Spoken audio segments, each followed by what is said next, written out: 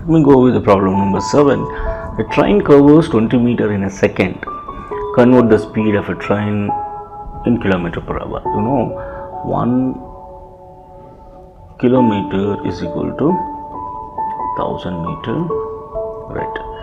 And 1 hour is equal to 60 into 60 seconds. That is 3600 seconds. Substitute, you will get that.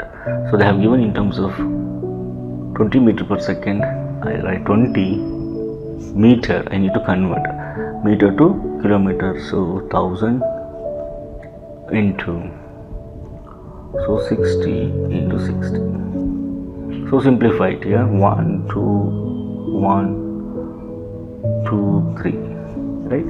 Now 2 into 6 into 6. What is the answer? 36. 36 2s are 72. 72 kilometer per hour. This is the answer.